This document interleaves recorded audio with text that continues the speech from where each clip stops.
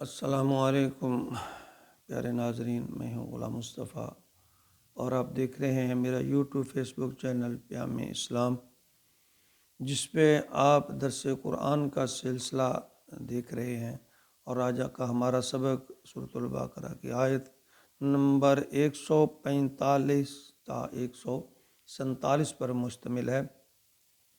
پچھلی آیت مبارکہ میں اللہ رب العزت نے واضح طور پر تحویل قبلہ کا حکم صادر فرمایا، اور ان آیت مبارکہ میں انہی سے متعلق کچھ مزید اللہ تعالیٰ نے وضاحت فرمائی ہے یہود و نصارہ کے بارے میں۔ اعوذ باللہ من الشیطان الرجیم، بسم اللہ الرحمن الرحیم۔ وَلَئِنْ آتَيْتَ الَّذِينَ أُوتُوا الْكِتَابَ بِكُلِّ أُمَّةٍ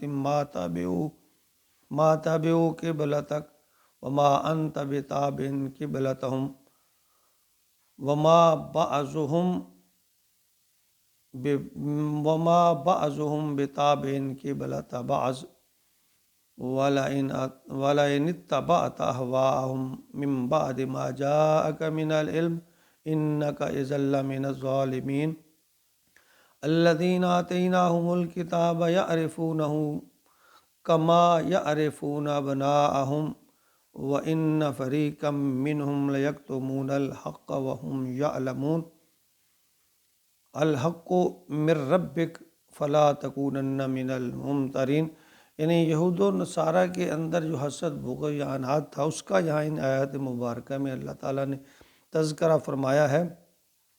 وَلَئِنْ آتَيْتَ الَّذِينَ، اور اے نبی صلی اللہ علیہ وآلہ وسلم، اگر آپ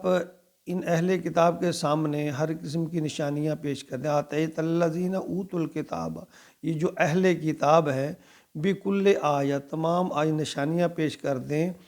مَا تَبِعُوا قِبْلَتَكَ،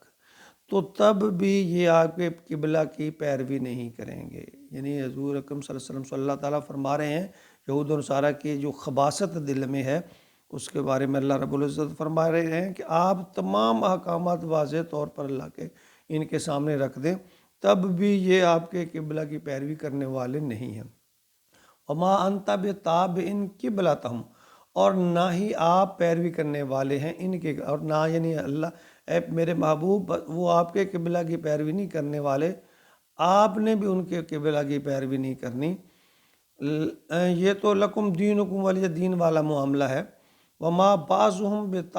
بتابع قبلۃ بعض، اور نہ ہی وہ ایک دوسرے کے قبلہ کی پیروی کرنے والے ہیں۔ یعنی یہود کی جو دل کی جو بات ہے اللہ تعالیٰ نے کھول کر یہاں جو ہے بیان کر دیا کہ یہود و نصارہ کا جو قبلہ تھا وہ یروشلم تھا، لیکن عین یروشلم میں جا کر بھی یہودی اور جو تھے نا وہ ہیکل سلیمانی کے مغربی گوشہ جو ہے اس کو اختیار کرتے، یعنی مغرب کی طرف رخ کرتے تھے، جبکہ نصارہ مشرق کی طرف، یعنی یہود و نصارہ میں بھی آپس میں قبلہ میں اختلاف تھا۔ یعنی جو یہود تھے وہ یروشلم میں بھی جا کر مغربی گوشہ اختیار کرتے، اور جبکہ نصارہ جو تھے وہ مشرق کی طرف کا رخ اختیار کرتے تھے۔ تو یہ بات ان میں آپس میں بھی ان کے قبلے میں اختلاف تھا۔ وَلَئِنِ اتَّبَعْتَ أَهْوَاءَهُمْ، اے نبی بالفرض اگر آپ نے ان کی خواہشات کی پیروی کی، وَلَئِنِ اتَّبَعْتَ، اگر آپ نے ان کی اتباع شروع کر دی، أَهْوَاءَهُمْ، فضول جو ان کی خواہشات ہیں ان کی آپ نے پیروی شروع کر دی، مِن بَعْدِ مَا جَاءَكَ مِنَ الْعِلْمِ، اس کے بعد کہ آپ کو علم ہو چکا، آپ کے پاس واضح حکم آ چکا، إِنَّكَ إِذًا لَمِنَ الظَّالِمِينَ، تو بلا شبہ آپ بھی ظالموں میں سے ہو جائیں گے۔ یہاں یہ بات دیکھیں کتنی کلیئر اللہ رب العزت فرما رہے ہیں کہ اے نبی اگر آپ نے میرے حکم کو چھوڑ کر ان یہود و نصارہ یا کسی اور کی بات ماننی شروع کر دی تو یاد رکھو آپ بھی ظالموں میں سے ہو جائیں گے۔ ہم کتنے نابلد ہیں، نہ کتنے کم عقل یا کم علم ہیں کہ ہم اتراتے پھرتے ہیں کہ ہماری نسبت فلاں سے ہے، میں فلاں کا مرید ہوں، یا کوئی لوگ کہ ہم آخری نبی کے امتی ہیں، بس ہمارا تو اللہ کے نبی نے سفارش کر دینی ہے۔ یعنی اللہ رب العزت اپنے نبی کو بھی یہ واضح طور پہ فرما رہے ہیں، میرے نبی اگر واضح حکم آنے کے بعد اگر آپ نے بھی میری بات پہ عمل نہ کیا تو یاد رکھنا آپ بھی ظالموں میں سے ہو جائیں گے۔ یعنی کتنا واضح حکم ہے، یہاں یہ بات کلیئر ہے کہ ہر انسان کو اس کے کیے کا پھل ملے گا، اس کو اپنے کردار کا، اس کو اپنے اللہ سے لگاؤ کا، اللہ کے ساتھ جو عقیدت ہے، جو اخلاص ہے، اس کا پھل ملے گا۔ اگر وہ اللہ اور اللہ کے رسول کی تبع فرما برداری میں ہے تو ٹھیک، ورنہ اس کا محاسبہ ہوگا۔ الذین آتیناہم الکتاب یعرفونہ، جن لوگوں کو ہم نے یہ کتاب دیا، یہاں یہود و نصارہ مراد ہے، یعرفونہ وہ پہچانتے ہیں، کما یعرفون ابناءہم جس طرح اپنے بیٹوں کو، جس طرح آدمی اپنے بیٹوں کو پہچانتا ہے، جس طرح اس حکم کو واضح طور پر وہ جانتے ہیں، وہ پہچانتے ہیں۔ یعنی یہاں یہ نقطہ نوٹ کر لیجئے کہ قرآن حکیم، تورات اور انجیل کے ماننے والوں میں سے غلط کاروں کے لیے یہاں مجہول کا صیغہ آتا ہے کہ اوت الکتاب، جنہیں کتاب دی گئی تھی اور جو ان میں صالحین تھے، صحیح رخ پر تھے، ان کے لیے معروف کا صیغہ آتا ہے۔ یہ دیکھیں کتنا باریک بات ہے۔ جیسے یہاں آتا ہے یعرفونہ میں ضمیر ہو کے مرجع جو ہے وہ قبلہ بھی ہے، قرآن بھی ہے، اور محمد رسول اللہ صلی اللہ علیہ وسلم بھی ہے۔ وَإِن فَرِيقًا مِّنْهُمْ، البتہ ان میں ایک گروہ وہ ہے، لَيَكْتُمُونَ الْحَقَّ جو حق بات کو چھپاتا ہے، وَهُمْ يَعْلَمُونَ حالانکہ وہ جانتا ہے، یعنی جانتے بوجھتے اللہ فرماتے ہیں وہ حق بات کو چھپاتا ہے۔